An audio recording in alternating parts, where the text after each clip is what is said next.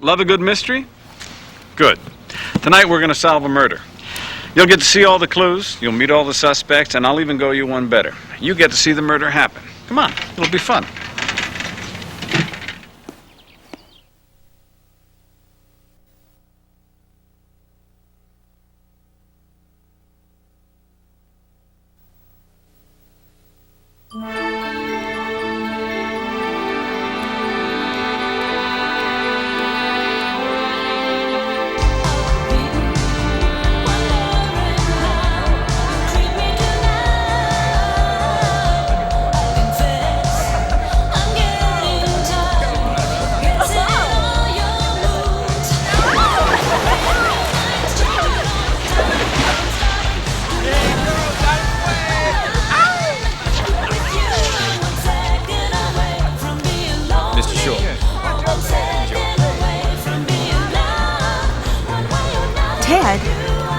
You invited Sharon Corbett? How could you invite her after she wrote that awful book about you?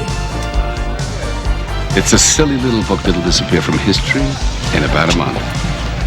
Don't take it too seriously. Sharon's ruined the party. If you cared, she never would have been here after what she wrote about my album. Carrie, this is not a good time.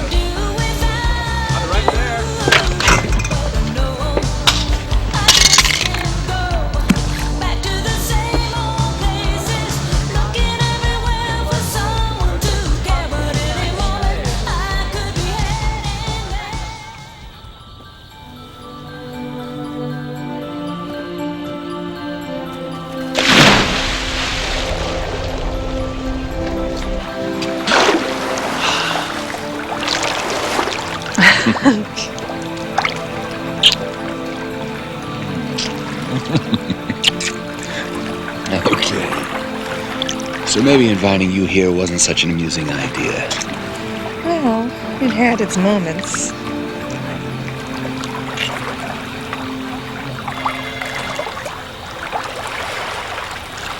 Who could be calling at this hour?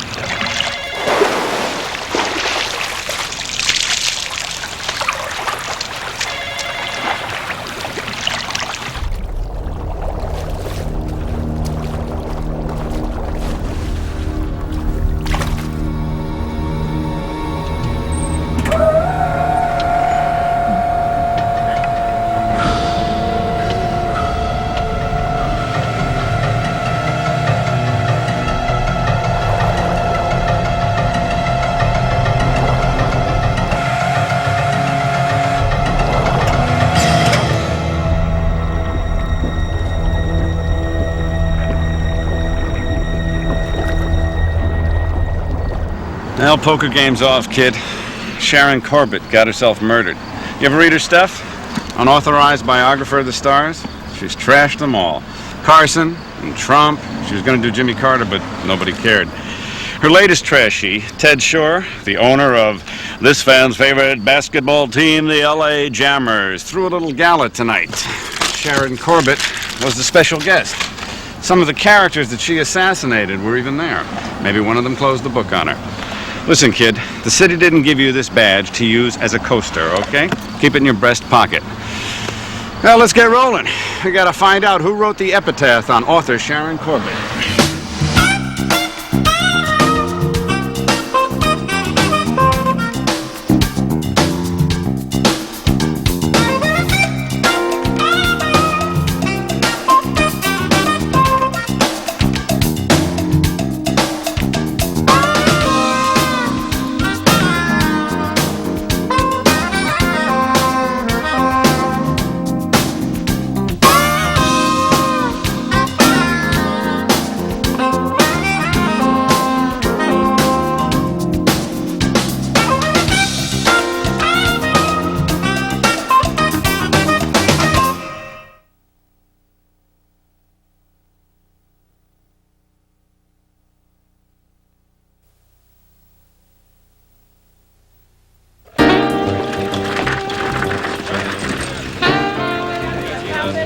We're still combing the place, but mostly it's just party stuff. Napkins, food scraps. I checked the pool filter.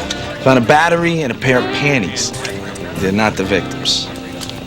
Detective Marshak. I'm Ted Shore. Whatever you fellas need, I'm at your disposal. Is there another way, Mr. Shore, to work this cover without using that key? Sure, there's a remote to it. In fact, one of my friends got a little annoyed with me and threw it. All in good fun, though. I never use a key. By that, Mr. Shore is stating a fact, but in no way admitting culpability. Gordon DeGrandis, my security advisor. Oh, yeah, DeGrandis Protection Services. Your clients are all heavy hitters, right? Like the Pope. Use state-of-the-art surveillance technology, and your people take a secrecy oath. Yeah, I've read all about you. You've read what I've allowed to be printed. Mr. Shore, was there anybody in the house during the time of the murder besides you and the victim? Actually, the party was over about an hour. But Davy Bowman was upstairs, trying to sleep off too much scotch. Where'd I put my key? Davy. I want you to go upstairs and find a bedroom and sleep it off, okay? You hear me, Davy? Yeah, I hear you. Boy, what a heartbreaker, huh? Davy Bowman. Any chance he'll be back this season? We could really use him. That depends on what the investigation turns up. Those gambling allegations first came out in Sharon Corbett's book, didn't they? Where is Davy? I'd like to talk with him. Yeah, I think your partner's got it covered.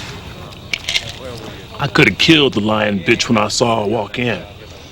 But I got drunk instead and fell asleep. And when Davy Bowman goes to sleep, that's it. He's out. He can sleep through television, through earthquakes. He can sleep. I didn't sleep through that car alarm. I don't know what time it was. Davy Bowman don't wear a watch. But some damn car alarm woke me up. Give this a read tonight, will you, kid? Whoever killed Sharon Corbett used it for an exclamation point. Let's see if any of the party guests had a chapter devoted to them.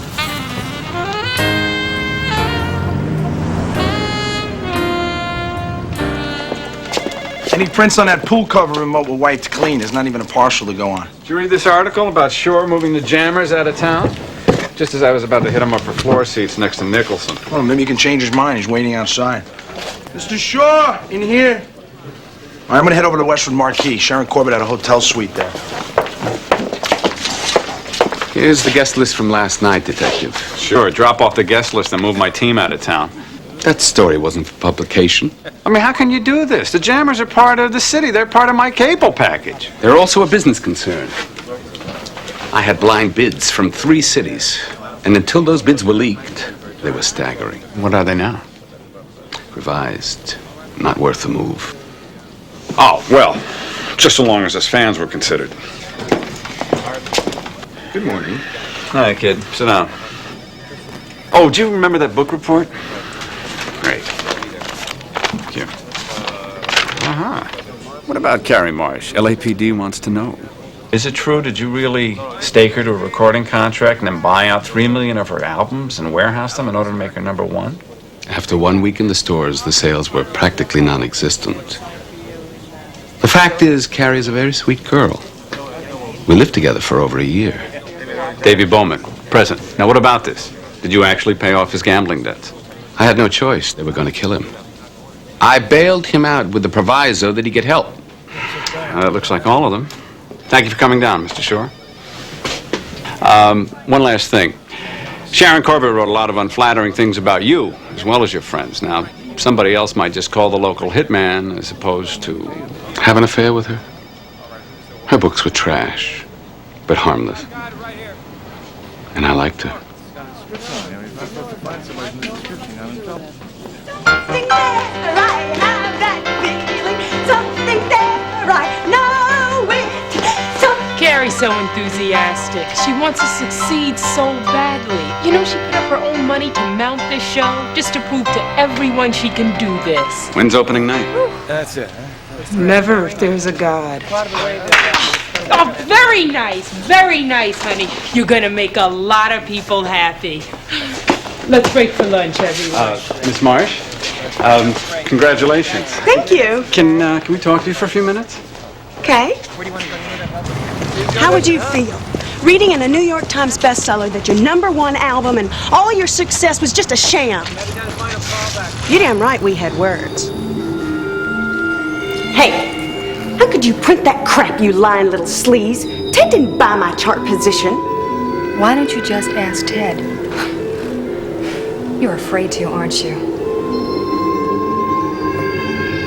I wasn't afraid to. It's just, well, I know it's not true. That was it. It was over fast. You can even ask Davy. Davy Bowman? We thought he was passed out drunk. You have to come back next month. No, in fact, I remember thinking he looked pretty wired at the time. Well, after that, I went home and went to bed. Oh, let me try that. You know these things, you gotta aim them. I'm so silly. I gotta remember to put batteries in this thing. Oh, hey. So listen, I open Friday at the Wiltern. I'll leave you passes, okay?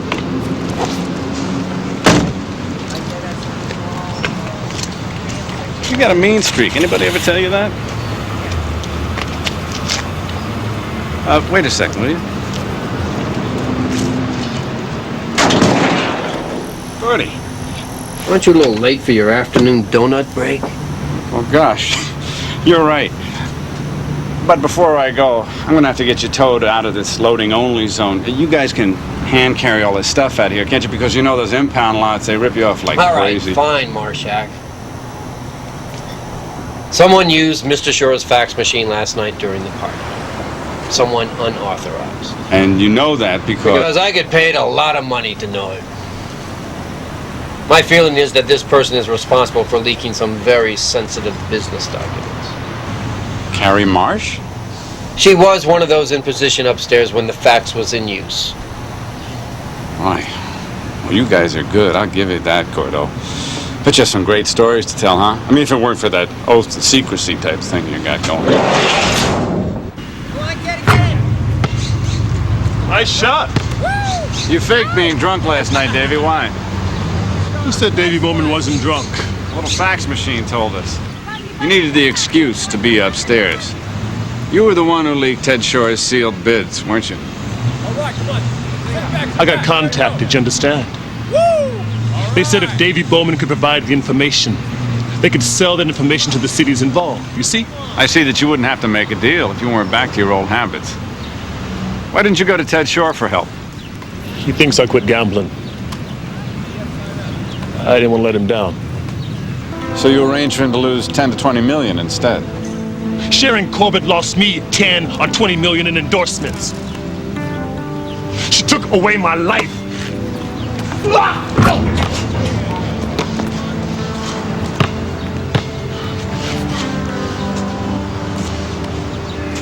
I never threw a game. I never bet on a game that I was playing in. I'm not perfect, but I gave my team everything I had.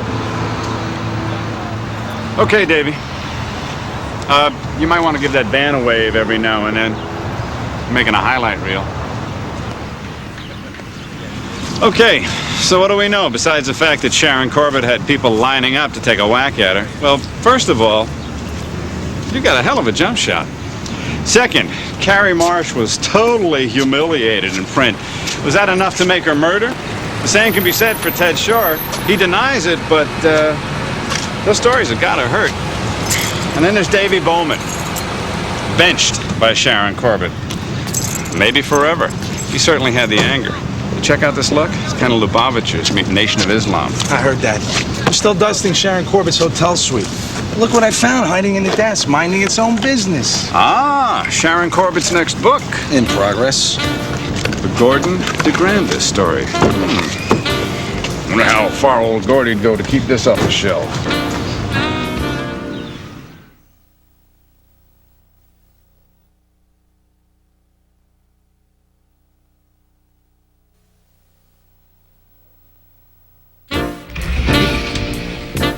Hey, Gordy. What's on? Got the ladies' changing room at Saks?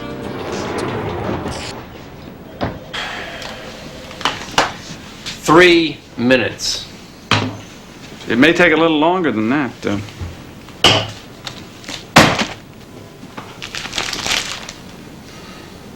Is this supposed to be a surprise? No. It's supposed to be a motive. I read a couple chapters while I was on my donut break, and this is not going to be good for your business, Gordy.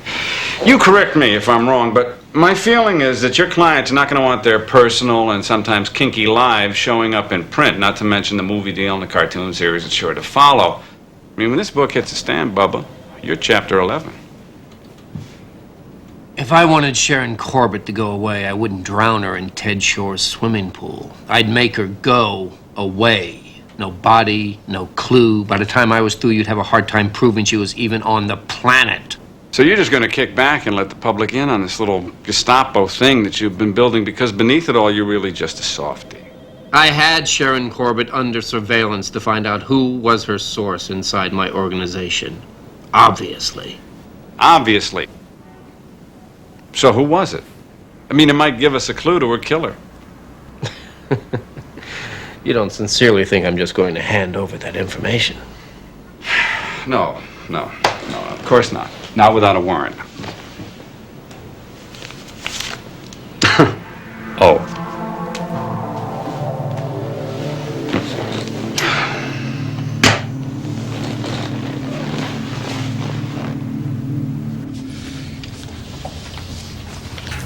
I love these guys who think it's okay to operate outside the law. I mean, not that I don't appreciate old Gordy doing a little high-tech footwork for us, like Carrie Marsh. According to DeGrandis, she did not go straight home like she told us, but she went to Sharon Corbett's hotel. Well, let's find out why. You lied to us. You said when you left Ted Shore's party that you went home, went to bed. But you went looking for our murder victim instead. I'm sorry. I don't know why I didn't tell you. I thought about it. I just didn't. Well, we're still interested. Tell us now. I was just still so angry, you know? So I drove over there to have it out with her again. And I waited in the lounge and had a couple of drinks and basically started to feel like a spoiled little jerk. And, well, a couple of drinks later, I was all ready to apologize, but she never showed up. And then you went home to bed. Detective, I didn't kill her, if that's what you think. I have much, too much to live for.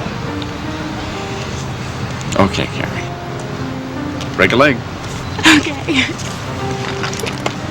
Bye.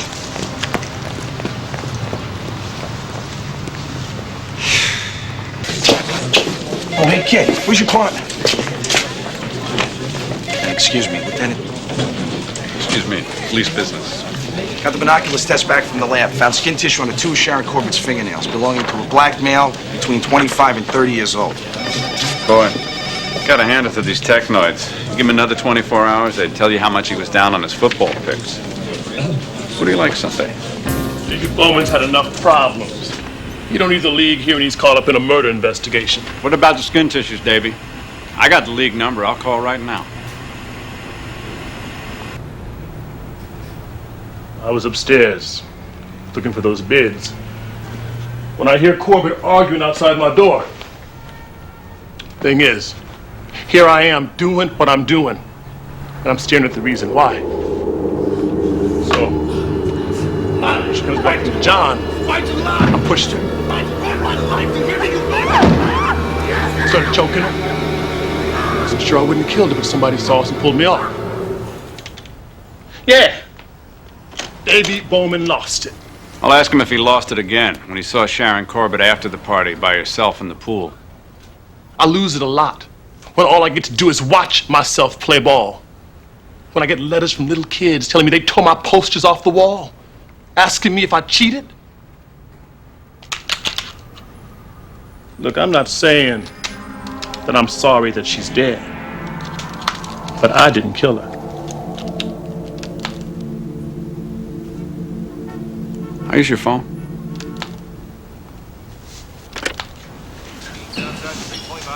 We got ourselves a horse race, huh, kid? Who's your money on? Carrie Marsh? She was publicly humiliated enough to murder. And what about Davy Bowman? He was incensed enough to do it. Yeah, it's Marshak for Harry Spinoza, please. Thank you. Gordon DeGrandis? He'd never admit it, but he was worried enough to do it. Ted Shore? Oh, I hope not. I want those floor seats. Yellow. Yeah, Harry. We dusted that pool cover remote. I want you to dust inside the battery. Right. And you thought we'd never close this case.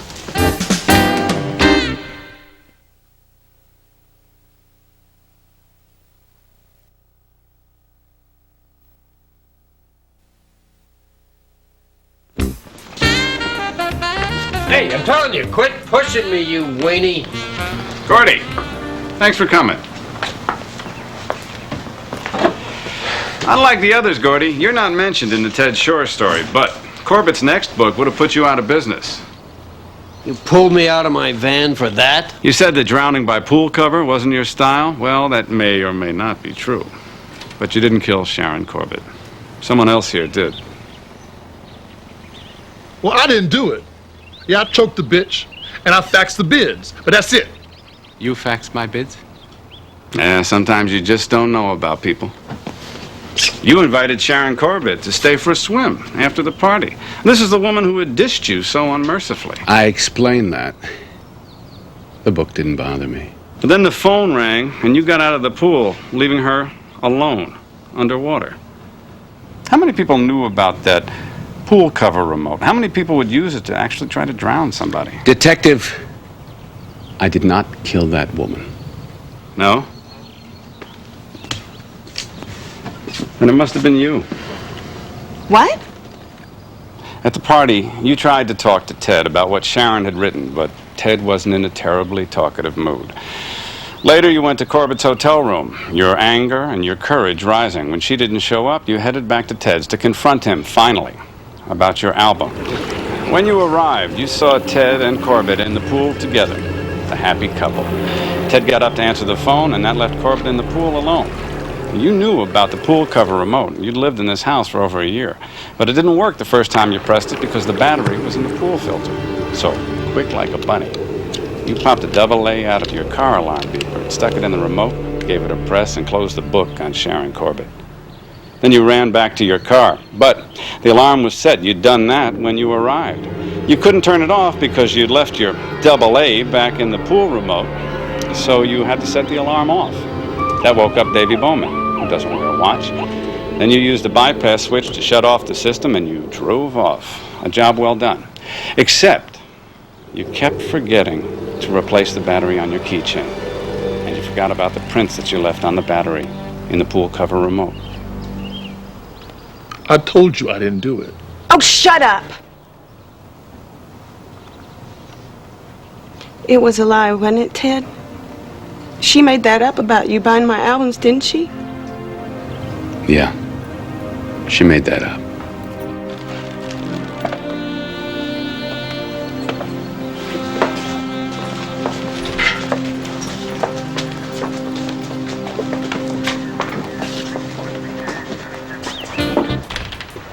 Yeah, I know, kid. I wish you'd have been DeGrandis, too. Well, come on. You gotta cash your paycheck. Got a poker game in an hour.